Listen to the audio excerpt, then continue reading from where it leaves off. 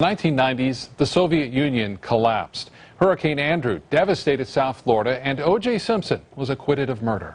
The Suncoast was really growing in the 90s, and so was ABC 7. Expanded newscasts, more anchors and reporters, better news gathering technology, and plenty of news and events to cover.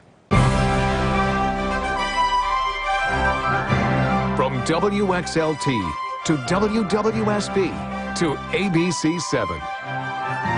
Through the years. A look at the 1990s.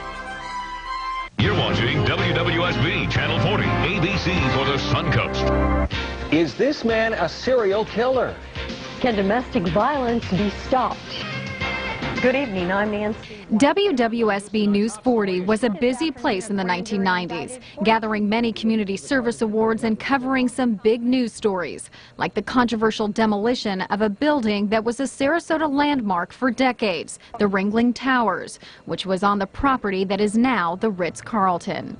I'm Jackie Barron, and I worked for Channel 40 back in the 90s. And the one story I remember covering as a reporter that stands out most for me was the Sheila Bellish murder case. I remember that day because I was the first reporter on scene. Sheila Bellish, of course, lived in Gulfgate with her family. She was the mother of quads who had moved from Texas with two older daughters. Ultimately, their father, her ex-husband, was convicted for his role in a murder-for-hire plot that led to her death. And she was murdered in front of those quads. And it's a story that few in this community can ever forget, and at the time really rattled this community to its very core. And I'll never forget that day. The national media flocked to Sarasota in 1991 to cover the Pee Wee Herman story. Pee Wee, who is Sarasota native Paul Rubens, was arrested for indecent exposure in a local adult theater. He would spend at least 50 community service hours. Everyone on the staff at News 40 had a role in the coverage of the Suncoast Offshore Grand Prix boat races every year, the week of July 4th. The parades, time trials, parties, races, and award ceremonies. WWSB was a major player in the growth and success of this annual Sarasota summer event. It was in the 1990s that Scott Dennis made the switch from sports director to news anchor. He was paired with Heidi Godman and later Vida Urbonis. In 1998, Urbonis flew to New York City and produced a three-part series on the career of the late ABC News anchor Peter Jennings. Bob Harrigan is here under a severe amount of pressure right now. Meteorologist Bob Harrigan's on-air presence and duties continued to grow. His hurricane specials provided viewers with much-needed information on how to prepare for hurricane season.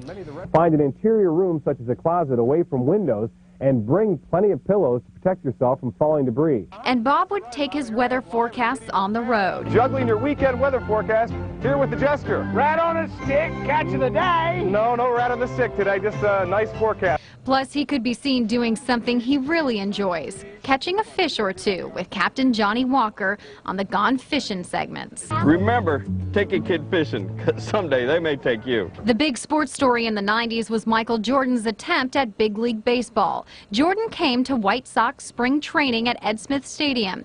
It didn't go well for the best basketball player on the planet. Jordan couldn't hit a major league curveball. Meantime, there were new faces in the sports department. Tony Cornish Jr. would handle the weeknight sports and always saluted at the end of every newscast. And Kevin NEGANDHI joined News 40 in 1999 as a young sports reporter. I was a skinny kid who didn't really know too much about the business, just 24 and learning each and every day. Head coach Joe Canan, after 20 years playing Every Friday night at ESPN in the fall, I get that itch for football Friday night.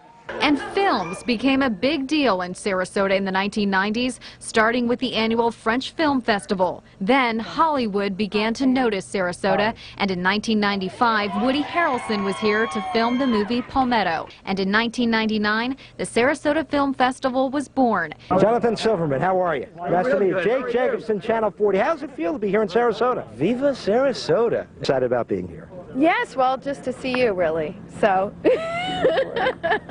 In those days, local restaurateur Michael Klauber of Michael's on East hosted cooking segments. Here's a rare look at Klauber with another well-known Suncoast chef and restaurant owner, Paul Madison. I'm Michael Klauber, until we eat again. We were participating in the Jerry Lewis Labor Day telethons and raising tens of thousands of dollars for MDA. $154,229. We love you guys. Awesome. Thank you. Keep calling. And one of the most memorable endings to a story came from Steve Rabo, who finished his report on Sarasota's Clown College this way. Reporting from Sarasota, Steve Rabo, News 40. Joining the staff in 1995 were two people who are still working here today. One of them is weather forecaster and morning and midday personality John SCALZI. I grew up in this area in Pinellas County, and as a kid my parents would take me to Sarasota on a frequent basis to experience the arts of Sarasota. It was like our little Broadway. The other is reporter and longtime weekend anchor Linda CARSON, who came to Sarasota when her late husband Bud retired from his NFL coaching career. I came kicking and screaming. I did not want to come to Florida because they told me when I left Fox 29, you'll never cover a real news story again in Florida. Wow, were they wrong. We believe Linda CARSON has covered the most variety of stories of any reporter in the 40-year history of the station, none more important than the morning of September 11th, 2001, when President George W. Bush was in Sarasota. A look at that story and much more when we remember the most recent decade of ABC 7 next Thursday.